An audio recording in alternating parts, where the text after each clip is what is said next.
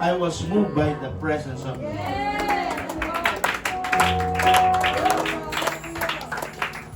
Praise the Lord. Ilang araw na lang, iiwan mo na kami, Brad. Natutuwa ako, nandito yung mga seaman natin eh. Diba? Brother Hermo. Hindi, iwan na. Brad, kailan alis mo, Brad? Hindi pa alam na, pero malapit na rin yan. Brother Gerald, itong week, aalis na rin to. Mga seaman natin, mga kapatid. Praise the Lord, hallelujah. Let us always include them in our prayers. Mahirap po ang kanilang buhay. May mga times na aminin sa hindi kayo nakapagsimba. Pero ito lang sabihin ko sa inyo, bago kayo liliban sa lugar na ito, sama mo ang Panginoon. Kung walang gatherings, pwede bang pag-alis kayo, sama nyo sa maleta nyo Bible. Wala kayong personal Bible, dala kayo Bible. Kasi sa time na malungkot kayo, sa time na inalulungkot kayo, nalulumbay kayo dahil malayo kayo sa inyong magulang, malayo kayo sa pamilya, malayo kayo sa church family, wala kayong ibang sasandalan, ito lang. Sa isukbit at isama nyo ang Panginoon. Ako personally, as your pastor, nalulungkot ako, pero God understand your situation. I understand your situation. Ingatan kayo ng ating Panginoon, Jude, Brother Hermon, Brother Gerald, at sa lahat ng ating mga kapatiran na nasa ibang bansa. My prayers be unto you. Ingatan kayo ng ating Panginoon. Hallelujah. At sa bawat isa sa atin mga kapatid, ganoon rin tayo. Minsan tayo ay nauuhaw sa presensya ng Panginoon. Minsan nababalo tayo ng takot mga kapatid, pero there is a guarantee that comes from the word of the Lord. There is a word comes from the Lord.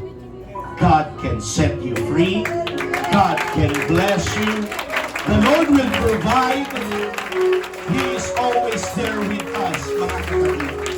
That is a constant reminder ng ating Panginoon. I will never leave you nor forsake you. What a powerful praise na iniwan ng ating Panginoon sa atin. Anak, hindi kita iiwan, ni pagkukulangan, ni pamamayaan. Dahil ang aking biyaya at habag ay palaging sapat. Purihin natin ang sambay ng ating Panginoon. Praise the Lord, praise the Lord, praise the Lord. Humahaba na po ang ating oras. Let us open our Bible in the book of Galatians, chapter 5, verse 13. Begin from verse 13. And the Bible says, For brethren, ye have been called unto liberty.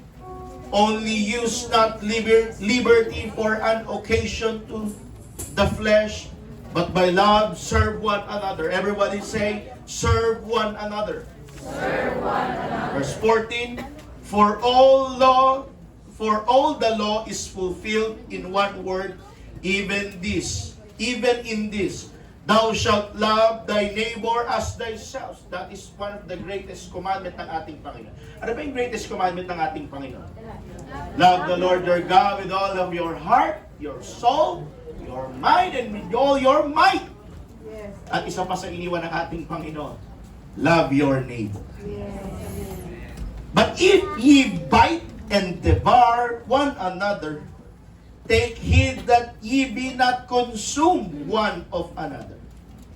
This I say then, walk in the Spirit, and ye shall not fulfill the lust of the flesh. For the flesh lusteth against the Spirit, and the Spirit against the flesh, and these are the contrary the one to the other, so that ye cannot do these things that ye would. Basahin natin sa Tagalog, mga kapatid. Magandang balita Biblia. Mga kapatid, tinawag kayo upang maging malaya, ngunit huwag naman ninyong gamitin ang inyong kalayaan upang masunod ang hilig ng laman, kundi maglingkod kayo sa isa't isa sa diwa ng pag-ibig. Sapagkat ang buong kautusan ay nauuwi sa isang pangungusap, ibigin mo ang iyong kapwa gaya ng pag-ibig mo sa iyong sarili. Ngunit kung kayo'y nagkakagatan, ang lalim ng ginamit ni Pablo dito, mga kapatid. Ngunit kung kayo'y nagkakagatan at nagsasakmalan. Mga kapatid, aralin natin ito mamaya, mga kapatid. Ngunit kung kayo'y nagkakagatan at nagsasakmalang parang mga hayop, strong words, mag-ingat kayo at baka tuluyan ninyong sirain ang isa't isa. Ulitin natin. Ngunit kung kayo'y nagkakagatan at nagsasakmalang parang mga hayop, mag-ingat kayo at baka tuluyan ninyo sirain ang isa't isa. Sinasabi ko sa inyo, mamuhay kayo ayon sa Espiritu at hindi ninyo pagbibigyan ang mga pagnanasa ng laman. Sapagkat ang mga pagnanasa ng laman ay laban sa kagustuhan ng Espiritu. At ang kagustuhan ng Espiritu ay laban sa mga pagnanasa ng laman. Magkalaban ang dalawang ito. Kaya napipigilan kayo sa paggawa ng nais ninyong gawin. Mamamagatan ko po ang mensahe ng ating Panginoon na nagsasabing, freedom that serves, not freedom that destroys. Freedom that serves, not freedom that destroys. Let us put our Bibles down. Hingi tayo ng anointing sa ating Panginoon. O dakilang Diyos, mahabagin naming Ama na makapangyarihan sa lahat. Samahan mo kami, O God, sa pag-aaral po ng iyong mga salita. Without your presence, without you, O God, wala pong saysay ang pagtitipong ito. Ikaw ang maging sentro ng aming atensyon. Ikaw ang maging sentro ng aming pagpupuri sa umagang ito. Lakipan mo ng iyong banal na Espiritu Santo ang bawat isa sa amin. Your words, O God, hallelujah, upang malayang kumilos ang iyong presensya, makapenetrate sa aming mga puso't damdamin. Bago kami liliban sa lugar na ito, dala-dala po namin, Panginoon, ang tagumpay, ang kalakasan, kagalakan, lahat, Panginoong Hesus, na mga pagpapala sa lahat ng aspeto ng aming pamumuhay. Mabuti ka magpakailanman, O Diyos. Hindi po kami mananawang iproklama at ihayag na mabuti ka sa amin. Rebuke every kinds of devourer, every kinds of strongholds in the mighty name of Jesus Christ. Palayain mo, God, ang iyong makapangyarihang presensya sa umagang ito. Be with us this morning. Anoint thy servant. Anoint your words. In Jesus' mighty name we pray. Everybody say amen. Come on, clap your hands to Jesus. Lift up your voice. Lift up the name of Jesus.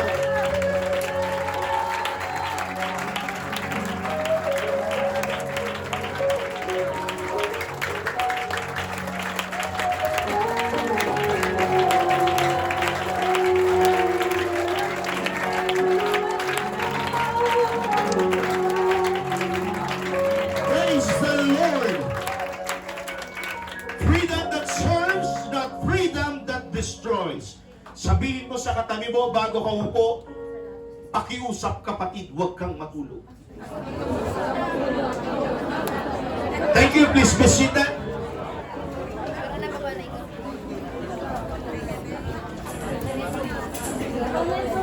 Amen. Minantok po ba? Dami nag-amen. Kulang ata sa tulog. Konting icebreaker lang, mga kapatid. Matanong ko kayo. Taas po ang kamay ng gusto ng libre.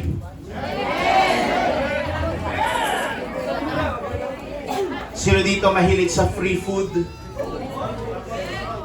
Brother Jeff, sa free taste? Sa free labor? Free parking? Mga ganyan. Free wifi? Sino mong gusto mga ganyan, mga kapatid? Ano pa? Free shipping? Mga kapatid. Free... Meron ako eh. Free extra gravy. Sino dito sa McDonald's ginagawang sabaw yung gravy? Hindi kayo sa KFC, macho, ginagawa sabaw. Pero di po yan ang ating pag-uusapan, mga kapatid. Hindi po freedom sa ganyang mga bagay. Pero ang tanong ko ulit, mga kapatid, Sino dito ang gustong maging free? Yung totoong maging malaya. I mean, you are free from stress. You are free from toxic people. You are free from deadlines o di kaya naman, you are free from responsibility na Lord, panalangin mo sa ating Panginoon, Lord, kahit isang araw lang, Panginoon, mawala muna yung lahat ng responsibilidad ko. Dahil minsan napapagod ako. Yes, hallelujah. Minsan kapag sinasabi natin ang salitang freedom, mga kapatid, ang naiisip po natin ay, pwede ko nang gawin kahit ano. No rules, no limitations. Wala dapat akong ipaliwanag sa iyo, Brad. Hindi kita magulang. Walang makikialam sa desisyon ko. Ang trip ko, trip ko. Choice ko, choice ko. Sometimes ganyan ang definition natin, mga kapatid, pagdating sa sinasabing freedom. Na parang ganito, mga kapatid, na kahit mali naman ang ating ginagawa, tuloy ka pa rin kasi masaya ka naman. O di kaya, pag may nagtanong out of concern, ang sagot sometimes natin, minsan defensive tayo. Bakit? Magulang ba kita? Bakit? Pinapalamon mo ba ako? Buhay ko to, bakit kinangingalam ka? Alam nyo, mga young people na naman, no? Wala kayong pakialam kung pakialaman ng mga magulang nyo ang buhay nyo. Lalong-lalo na pag nasa poder pa nila kayo. No secrets. Pag may sariling kwarto, dapat may susi din ang mga magulang mo. O di kaya, tell you bluntly, mga kapatid, kung may cellphone ka ng sarili, dapat alam din ng magulang mo ang password ng ano mo, cellphone mo. Di ba? Ito ang freedom ng naayon sa mundo, mga kapatid. Malayo sa payo, malaya sa limitasyon, malaya sa pananagutan, pero ang tanong, ang totoo, malaya po ba talaga tayo o mag-isa na lamang tayo? Can I hear an amen? Amen. Yes, church, freedom sounds good, pero kung hindi tama ang paggamit, freedom can become dangerous. Ito ang issue po na ina-address ni Apostol Pablo sa mga taga-Galasya. Habang inaaral ko po itong lesson na ito, mga kapatid, kaya po pala naisulat ni Apostle Paul itong epistles niya, letters niya to the Galatian church because they were drifting away from a proper understanding of the gospel. After Apostle Paul had started a number of churches in the region of Galatia, there are some leaders or elders, false teachers, yung tinatawag na Judaizer. Pag sinabing Judaizers, sila po yung mga nagtuturo na hindi ka maliligtas ng pananampalataya mo lang kay Jesus. Kundi kinakailangan mong sundin yung law ni Moses. Come on, mga kapatid, sa panahon na mga disipulo talaga ng ating Panginoon, hindi na po sila talidon sa law ni Moses. Meron na po, mga kapatid, nagbuwis ng buhay para sa lahat, mga kapatid. Na makakamtan mo lang ang kaligtasan kung maniniwala ka at gagawin mo rin ang mga mabubuting gawa.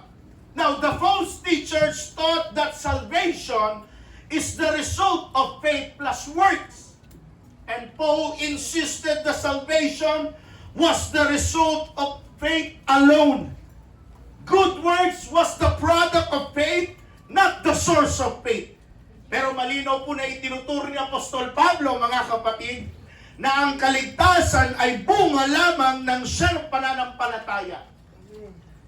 Ang mabubuting gawa ay resulta ng pananampalataya, hindi pinagmulan ng pananampalataya. Sa madaling salita, mga kapatid, hindi ka maliligtas dahil mabuti ka lamang o marami kang nagawang tama.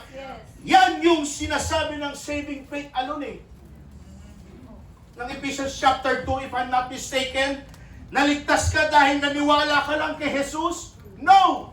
Kinakailangan maganap sa iyo yung John chapter 3 verse 5. Amen. At dahil sa pananampalataya mo, natural lang na magbunga ito ng mabuting gawa sa buhay. Mga kapatid, hindi po natin pinapangaral dito sa iglesyang ito na kapag ikaw ay mabuti, mabait, sumusunod sa magulang, responsableng tao, maliligtas ka na. Hindi, mga kapatid. Kinakailangan maganap sa atin yung ebanghelyo, yung gospel, yung death, burial, resurrection. Yan ang kaparanan, mga kapatid, papuntang langit. Amen. Right. Tuloy ba yung magpapabautismo ngayon? Asan ka, kapatid? Tuloy ka na? Purihin ang ating Panginoon. Kapatid, hindi ka nagkamali. Hallelujah. Tatanggapin ang ating Panginoon. Hallelujah. Reading of the text in Galatians chapter 5 verse 13 to 17. For brethren, ye have been called unto liberty, only use not liberty for an occasion to the flesh, but by love serve one another. Yes, Paul saying this, yes, you are free in Christ, pero how you use that freedom matters. Napakaganda ng paliwanag ni Apostol Pablo, balikan natin. Tinawag kayo upang maging malaya. Yes, maging malaya tayo, mga kapatid. Ngunit, huwag ninyo namang gamitin ang kalayaan na yan, kundi hindi porket sinabi ni Pablo ng ating Panginoon na tayo'y malaya na, we are free from bondage of the sin, babalik ka na kagad doon sa dati mong nakagawi. Hindi po ganun ang ibig sabihin ng ating Panginoon. Hello? Hindi po ganun ang ibig sabihin ng ating Panginoon. Number one, call to freedom, but not selfish freedom. In verse 13 starts strong, says, you have been called unto liberty. Mga kapatid, sabihin ko po sa inyo, hindi po aksidente ang kaligtasan mo. Niloob po yan ng ating Diyos. Natawagin ka, makakilala ka. Alam mo, minsan nga, hindi natin maintindihan ang plano ng ating Panginoon eh. Kung sino pa yung salot sa lipunan, walang kwenta ang tao sa mundo, yan pa yung tinatawag ng ating Panginoon. Kaya minsan, hindi natin pwedeng i-conclude ang buhay ng isang tao na hindi na magbabago yan, wala nang pag-asang makabangon yan. Kapatid, huwag mong tuldukan ang buhay ng kapatid na yan, ng taong yan. Malay mo, yan pa ang gagamitin ng ating Panginoon upang maraming kaluluwang makakilala. You know what? Hindi ka napalaya para bumalik sa tanikala o bumalik sa luma mong pagkatao. You were called, you were called to be free. As what Paul teaches us, 2 Corinthians chapter 5 verse 17, therefore, if any man be in Christ, he is a new creation. All things are passed away. Behold, all things are become. Kung ang sino man ay na kay Kristo na, siya ay bagong nilalang. Ang dating mga bagay ay lumipas na. Huwag mo nang balikan, kapatid, yung dating ikaw na malakas pang mag-inom. Huwag mo nang balikan dati pa yung luma mong pagkatao na babaero ka. Huwag mo nang balikan yung dating pagkatao mo na ubod ka ng kasinungalingan. Bago ka na, Kristiyano ka na! Binago ka na ng ating Panginoon. Tingnan mo nga yung katabi mo kung binago na ng Diyos yan. Tingnan mo, tingnan mo ng masama. na parang nagdududa ka na binago ba talaga to ng Panginoon? Amen. Now, pero may warning po si Apostle Paul. Ang sabi nga, only use not liberty for an occasion to the flesh. Tinawag kayo upang maging malaya, ngunit huwag ninyo namang gamitin ang inyong kalayaan na yan upang masunod ang pita at ang hilig ng laman. In other words, malaya ka na, pero huwag mong gawing excuse ang grace para magkasala ulit. Minsan ganito tayo, mga kapatid, mag-isip. Okay lang yan. May grace naman ng Panginoon. Okay lang na magkasala. Mayaman naman sa kapatawaran ng Panginoon. Christian naman ako, hindi naman ako perfect. Totoo po lahat ng yan. Pero sabihin ko sa inyo, grace was never meant to be a license to sin. Grace is the power to overcome sin. Nagkakaintindihan po ba tayo, mga kapatid? Ang grace ay libreng kaloob po ng Diyos sa atin yan. Hindi dahil karapat-dapat tayo, kung hindi dahil mahal po tayo ng ating Panginoon. Pinatawad tayo sa pamamagitan ng ating Panginoon, hindi para abusuhin ang kapatawaran, kundi para baguhin ang ating mga pamumuhay. Kaya ang sabi ng Apostol Pablo sa mga taga-Roma, Romans chapter 2, Romans chapter 6, ano ngayon ang sasabihin natin? Patuloy ba tayong magkakasala upang sumagana sa atin ang kagandahang loob ng Diyos? Hindi. Tayo'y patay na sa kasalanan. Paano pa tayo mamumuhay sa pagkakasala? Ibig sabihin yan, kapatid, ang grace o ang biyaya ay kaligtasan mula sa kaparusahan ng kasalanan. Pero kasabay po niyan, mga kapatid, ito rin po ay kapangyarihan para talikuran ng kasalanan. Kulitin ko, mga kapatid, ang grace po, mga kapatid, ay hindi po yan magiging dahilan natin na may grace naman ng Panginoon, pwede na akong gumawa ng kasalanan. Mga kapatid, kung may mindset pa na kayo na Kristiyano na ganyan, alisin na natin yan, mga kapatid. Yes, totoo, mayaman sa kapatawaran ng ating Panginoon, may biyaya ang ating Panginoon, pero dapat hindi ganun ang reason natin. Kundi dahil mayaman talaga ang Panginoon sa biyaya at habag, na hindi na tayo babalik sa ating mga nakagawian. Yan po ang ibig sabihin niya. Kung sasabihin po ng isang tao na okay lang magkasala, may grace naman, yan po ang maling kaunawaan pagdating sa tungkol sa grace. Tayo nga minsan, mga kapatid, sabihin ko sa inyo, minsan ubos biyaya pa tayo . Parang ganito lang yan . Inimbitahan ka sa birthday celebration, gusto mo may take out ka pa? Hindi ba masapat na imbitahan ka? May take out ka pa? O di kaya, pinangakuan ka na, gusto mo pa ito pa rin? Diba? Inimbitahan ka na nga. Gusto mo pa ito pa rin? Gusto mo may balot ka pa? Ito lang, mga kapatid, tip lang. Tip lang to, ha? Makikiraan lang. Pag wala pong go signal, na walang balot, huwag kang magbalot. Pero kapag sila po ang nag-insist, okay lang po yun. Huwag makapalang mukha, ha?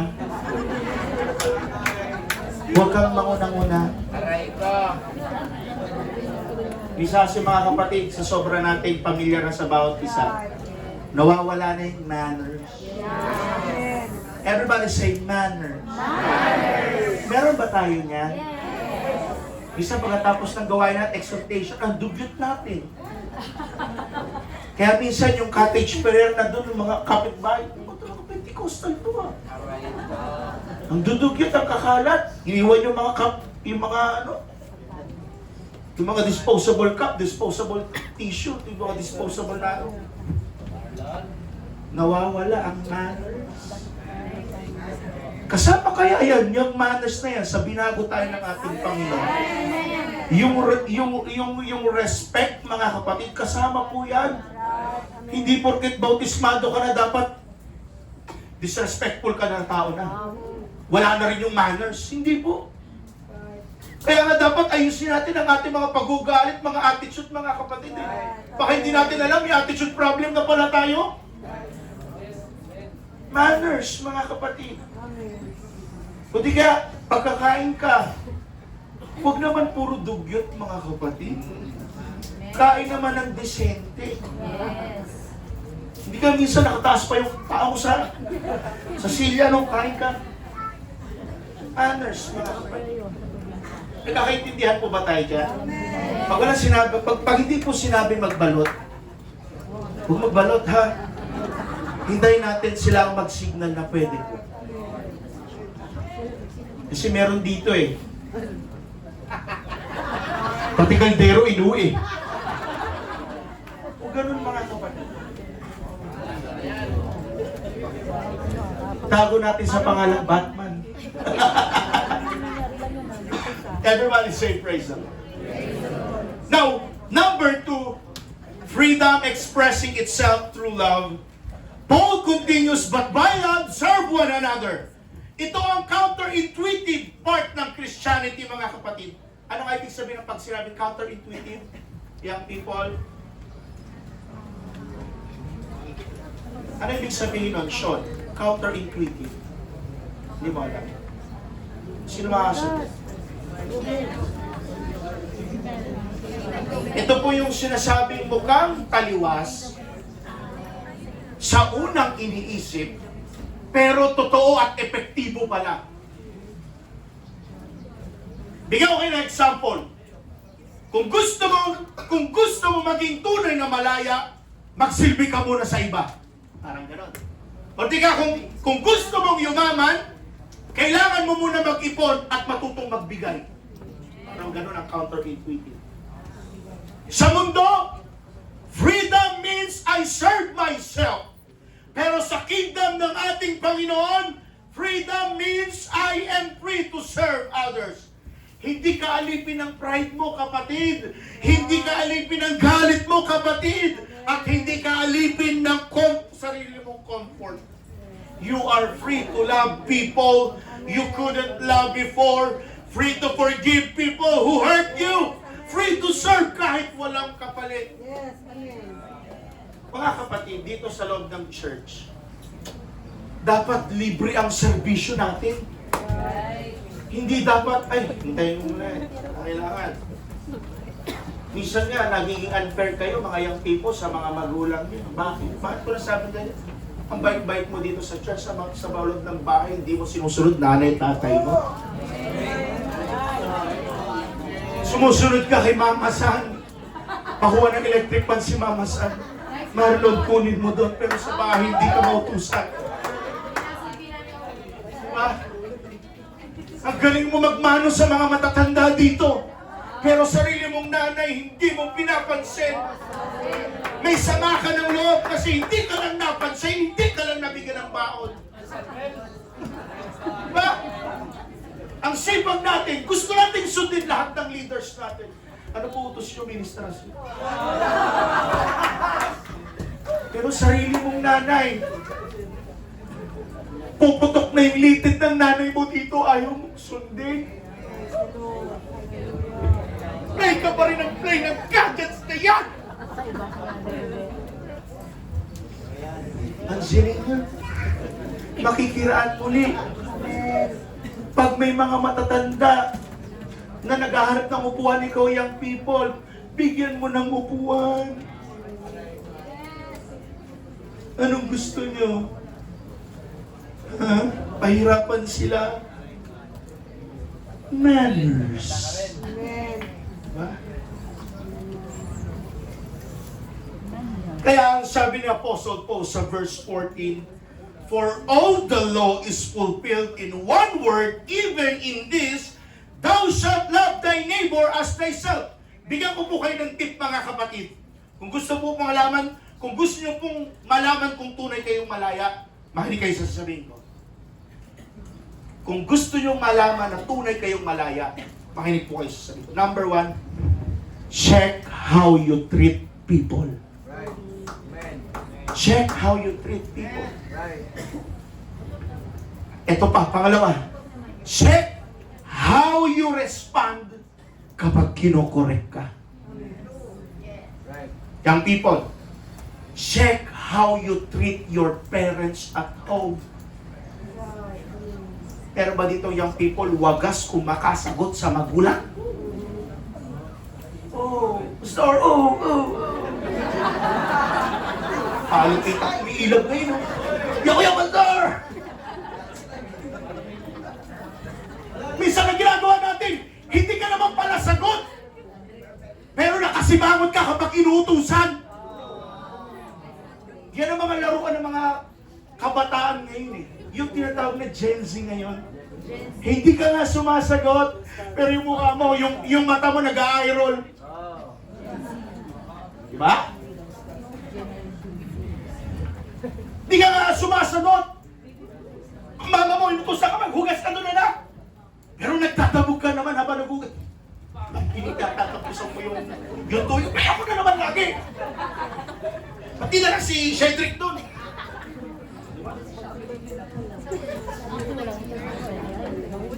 Hindi ka nga nagmumura, pero wagas naman ang attitude problem mo. Lahat ng magulang na may anak na palasagot, magsabing, Praise the Lord, Pastor! Praise the Lord!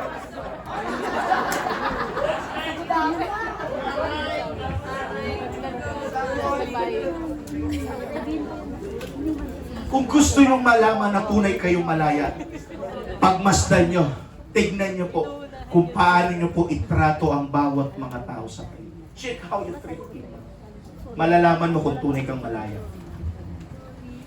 Palakpakan po natin ang ating Panginoon. When freedom, number 3, when freedom is misused, relationships are destroyed. In verse 15, but if ye bite and devour one another, take heed that ye be not consume one another. This message makes it clear, church, that the greatest danger to the church is not persecution from the outside, but destruction from within. Nakuha niyo yung sinasabi ko? The greatest danger to the church is not persecution from outside, but destruction dito sa loob. It speaks directly to how liberty can be misused and how the flesh often disguises itself as honesty. Minsan yung lust, nag-ano yan, nagdi-disguise yun eh. Na parang, ang ganda. Pero it shows honesty na pala. It shows lies. Humor and strong opinion. Grabe yung ginamit ni Pablo, strong words. Nagkakagatan, nagsasakmalan, na mag-ingat ka. Baka yan pa ang maging dahilan, mabuwal kayong dalawa. Bite, devour, and consume. Ulitin natin. Ngunit kung kayo'y nagkakagatan at nagsasakmalang parang mga hayop, mag-ingat kayo. At baka tuluyan ninyong sirain ng isa't isa. Hallelujah. This speaks about the church. Amen. Ang pangungusap ni Pablo ay para sa simbahan, para sa iglesia. Amen. Huwag nawa dumating sa punto ng ating buhay. Right. Ang ganda na ng build ng relationship natin. And in the ending, tayo rin ang magsasakmalan. In ending, tayo lang rin pala ang magsisiraan. Sometimes, pansinin nyo, minsan mga maliit na problema, doon tayo nag-aaway eh. Right. Sa mag-girlfriend, boyfriend, ano minsan pinagtatalunan nyo? Selos? Inggit? Pride? Yung isa ayaw magpababa ng pride? Ikaw naman, mataas din ang ihi mo. Wala, hindi kayo magbabalanse. Yung paalala ni Pablo sa atin, mga kapatid, na baka pagdating ng araw, mga matured Christian tayo, tapos tayong dalawa lang pala magkakapisuran. Tayo lang din pala ang magkakagatan at magsasakmalan. Yan ang warning ni Pablo sa atin eh. Na baka tayong dalawa, matuluyan tayo magsiraan. Ibig ang ruta natin sa langit, impyerno pala ang ruta natin. Delikado, kapatid. Akala natin, nakatayo tayo sa harapan ng ating Panginoon. What does the Bible tells us? Buwal na pala tayo sa harapan ng Diyos. Hallelujah. Yes, you can freely worship, you can freely shout, you can jump, you can say the name of Jesus. How can you prove that you love God? but you hate your brothers. Glory. How can you love the invisible God? Visible yung brothers mo na pinamumuhian mo. Hindi po pwede yun. Amen. You cannot serve God, you cannot love God, and hate your brothers. Yes. Nagre-reflect yun sa spirito mo. Amen. Dapat, kung mahal mo ang Panginoon, dapat mahalin mo rin yung nilalang ng ating Panginoon. Mahal ba natin ang bawat isa, mga kapatid? Hallelujah! Alam nyo, mga kapatid, magkaroon tayo ng concern sa bawat isa sa ating dito. Alam nyo, kalakasan po ng isang kapatiran natin na kahit pag hindi nagsimba, hinahanap natin sila. Kinakamusta natin, uy, bakit ganito wala si Brother Arvin? Bakit wala ngayon si Brother Tony? Hinahanap natin yan. At pag nalaman niya na may nag-aarap sa kanya, lalakas po yan. Amen. Magkaroon tayo ng concernment sa bawat isa. Hindi natin alam na may struggle na pala yung kapatid natin. Pinag-chismisan mo na nga, binaon mo pa. Kawawa naman. Yan ang sinasabi ni Pablo sa atin. Totoo yan, mga kapatid. There is a church hurt. There is a misunderstanding sa loob ng church. There is what you call family conflict. Problem arise. Sometimes social media wars nga eh. Minsan hindi tayo inuusig ng kaaway. Kinakain natin ng isa't isa. Nakukuha niyo po yung punto? Hindi tayo inuusig ng kaaway. Pero tayo na pala ang nagbabangayan dalawa. Tayo mismo ang nagkakatisuran. Minsan nga, kung sino pa matagal sa Panginoon, yan pa ang problema. Dapat hindi. Kung sino ang matagal, dapat siya po ang kinagayahan. Amen. Ikaw dapat ang role model. Amen. Ang dami nagtatanong, Pastor, bakit ganun? Bago lang kami, tapos siya ang tagal. Real talk lang. Hindi lahat ng tama mong sinasabi ay kailangan mong sabihin. Hindi lahat ng totoo ay kailangan mong i-post. Makinig po kayo. Because freedom without love becomes destructive honesty. Ibig sabihin, malaya ka, maaari mong sabihin o gawin ang gusto mo. Pero walang consideration sa feelings, sa needs, at well-being ng ibang tao. Parang sa social media, makinig kayo. Di ba sa social media, libre ang mag-comment? Tama? Pero kung walang love, delikado yan. Magiging parang, alam mo yung term ng Gen Z nga, parang magiging keyboard warrior ka lang. Pwede kang makasakit at ikaw parang cool ka lang. Halimbawa, may isang Kristiyano, may isang UPC, nag-post ng kanyang outfit. Nag-comment ka doon, pangit mo naman, sister. Totoo bang pangit, pero nag-comment ka naman ng masakit. Nakakasakit ka naman. Pangit yun, di ba? May nag-post. Ano ba? Nag-post ako. Sabihin mo, brother, pangit ang forma mo, pastor. Sakit yun! Napaka-offensive nun. O di kaya kapatid mo, nagluto sa bahay. Pinost yung ulam sa Facebook. Sinigang. Tinikman mo.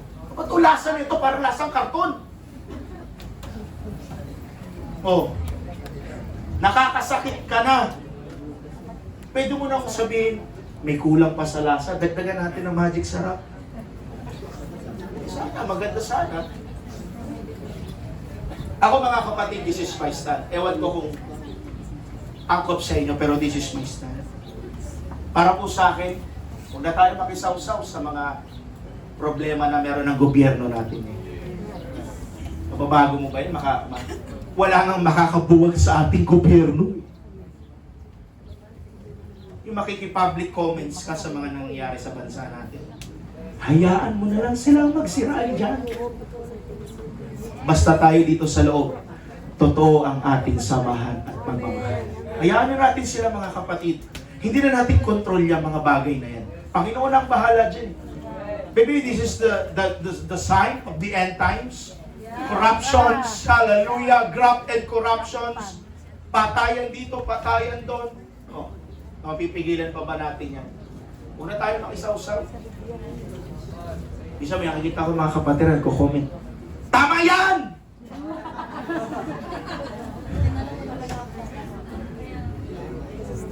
Pare ko ata nakita ko yung isa na comment.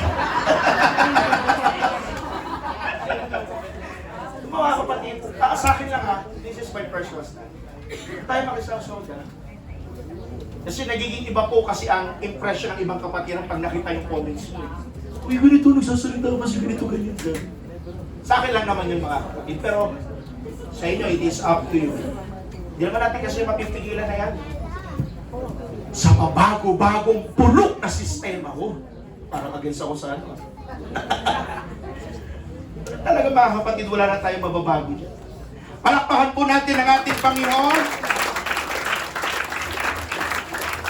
Number 4, the inner war, flesh versus spirit. Naglalaban po kasi dito yung spirito at yung laman. Paul says, walk in the spirit and ye shall not fulfill the lust of the flesh. Paul is honest, may laban sa loob natin mga kapatid. Alam niyo po, hindi po kabaliwan mga kapatid kung minsan gusto mong gumawa ng tama pero nagkakamali ka pa rin. That is humanity. Hindi ka fake Christian kung may struggle ka. Parte ng buhay natin na may pagsubok eh. Parte ng ating mga buhay na may struggle tayo. Struggle is part of walking with Christ. Dahil hindi po perfection ang sukatan, kundi pagsusumikap mong sundin ang Diyos kahit paulit-ulit kang nadarapa. Hindi po perfection ang usapin. In the first place, wala pong perfect na tao mga kapatid. Kaya ang sukatan at basehan mga kapatid ng ating katampatang pagsamba sa harapan ng ating Panginoon, pagsusumikap. Magsumikap tayo.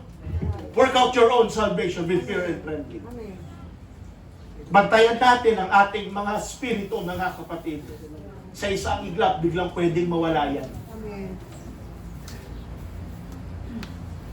Last Sunday message is about wala yan sa pagkabagsak. Nasa pagbangon yan, kapatid. Bangon ka. Everybody say, praise the Lord. Praise the Lord. Verse 17 says, for the flesh lusted against the spirit, and the spirit against the flesh. May dalawang boses kasi sa loob mo eh. Ang tanong, sino ang sinusundan mo? Ano ang tinutibok ng puso mo? Parang kanta lang ni Casey Tandingan yun eh. Mahal ko o mahal ako. Ano yung kantang yan? Sino ang pipiliin ko? Ikaw ba na pangarap ko? O siya bang kumakatok sa puso mo? Oh. Nalalaman niya eh. Yung flesh at spirit, mahal ko ba o mahal ako? Saan kayo doon? Mahal ako o mahal ako? Mahal mo o mahal ako? Mahal ako, syempre. O, tingnan nyo, sagot natin, mahal ako. Gusto kasi natin lagi assurance. O, diba? Ang tanong, kaya mo bang magmahal ng iba? Kaya mo bang mahalin ang Panginoon? Kasi given ang Panginoon, kaya tayong mahalin pabalik. Ang tanong, kaya ba natin siyang mahalin? Eh sa base sagot natin, gusto natin, mahal ako. Yung mahal ako. Papatunay lang na nasa human flesh pa tayo. Gusto natin puro laging ako ang mahal. Sa akin ang atensyon mo. Sa akin ka lang maglalabing, Junjun. Sa akin ang atensyon mo. Diba? Pero kabaliktaran mga kapatid, ang Panginoon, hindi kahit di pa tayo, hindi pa niya tayo. Amen. Minahal na tayo ng ating Panginoon kahit hindi pa natin siya minahal. Pinatawad na tayo ng ating Panginoon kahit, hallelujah, puno tayo ng pagkakasala. Ganun ang working power at grace favor ng ating Panginoon. Hallelujah! Dalawang boses sa loob mo. Yung flesh and spirit. Ano ang sinusundan mo? Tanungin mo katabi mo, sabi mo, ano ang sinusundan mo? Flesh or spirit? Nagbigay ako nagsulat lang ako ng example dito. Parang Google Maps lang yan. May original route, that is the spirit, at merong shortcut, that is the flesh. Parang gano'n. Ang shortcut, mabilis sa umpisa, pero trap pala sa dulo. Bangin pala sa dulo. Sino dito gumagamit ng Google Maps at Waze? Minsan nung ginamit ko yung Waze, nandun na ako sa bangin, mga kapatid. Walking in the Spirit is not about perfection. It's about direction, mga kapatid. Let me ask you today, are you using your freedom to justify sin or to pursue holiness? Kayo po ang makakasagot niya. Intindihin niyo maigi yung tanong. Or are you walking in the Spirit or just claiming the label Christian? Since Kristiyano ka, we are obliged ba to walk in the Spirit? Kasi sinukbit mo na sa pangalan mo ang pagiging isang Kristiyano? Or just claiming the label na isang Kristiyano ka lang? Tandaan nyo, hindi po lahat ng Kristiyano maliligtas. Sabihin ko na sa inyo, hindi nga lahat ng UPC maliligtas eh. Isa pa, to tell you bluntly, hindi lahat ng pastor maliligtas. Dami mga professing pastor dyan, mga false pastor na nagkalat. Kung ano-ano na lang tinuturo at pinagsasabi sa pulpito, nakaka-apekto sa congregation. Kaya let us always pray to God, mga kapatid, na yung ating isipan, hallelujah, makonquer pa rin ang Holy Spirit ng ating Panginoon na siyang magbabago ng ating mga buhay. Kasi sabi ko sa inyo, mga kapatid, malakas po ang pulong ng dyablo. Pero kung magpapa-apekto ka dyan, talo ka. Pero sa ating mga kapatid, hallelujah, puspos ng banal na Espiritu ng ating Panginoon, mas malakas pa rin ang paanyaya ng tinig ng ating Panginoon. Malakas na palakpak para sa ating Panginoon. Come on, worship Him! Malakas na palakpak para sa ating Panginoon.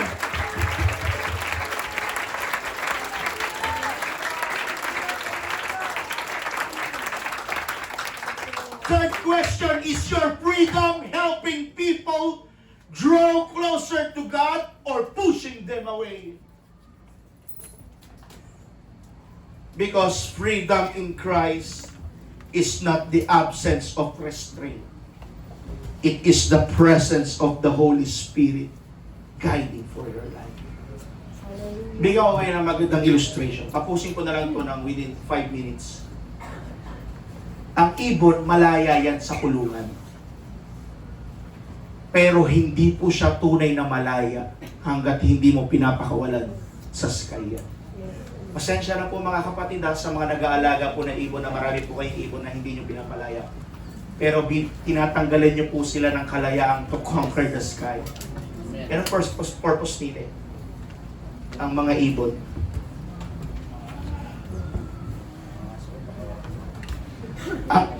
Ang isda rin, mga kapatid, pag nilagay mo po yan sa tubig, malaya po yan.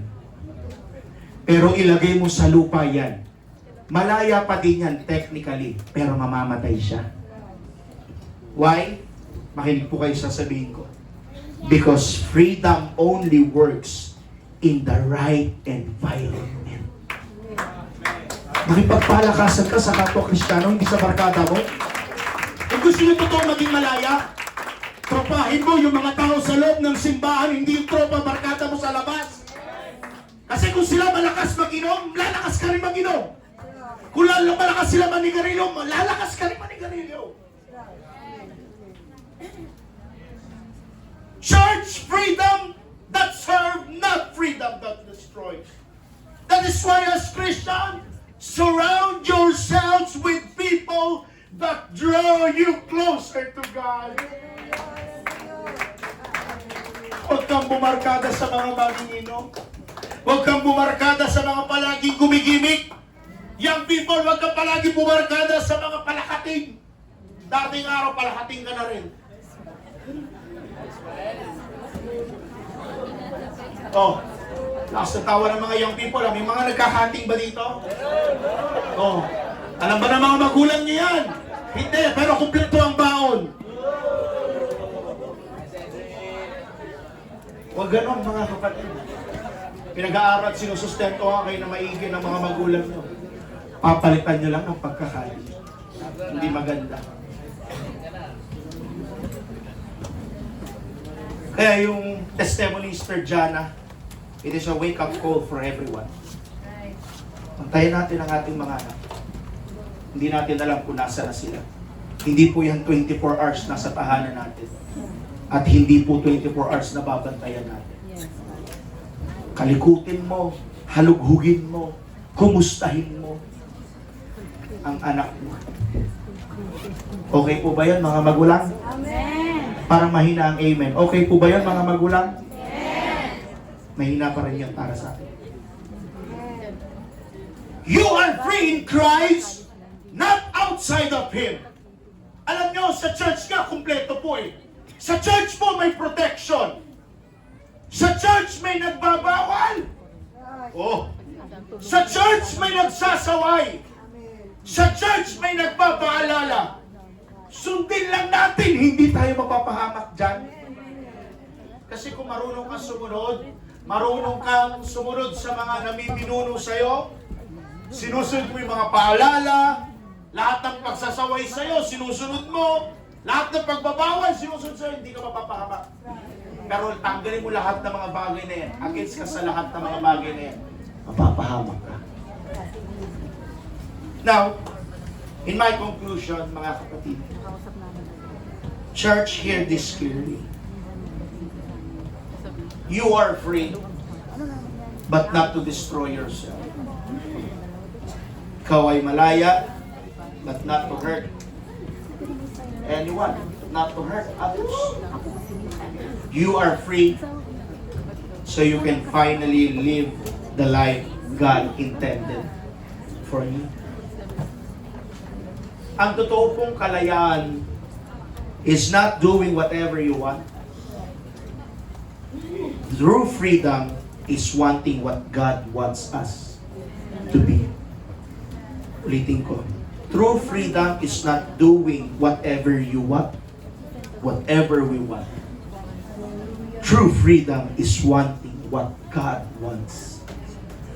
Ang totoong kalayaan ay ang pagsunod sa ating Panginoon.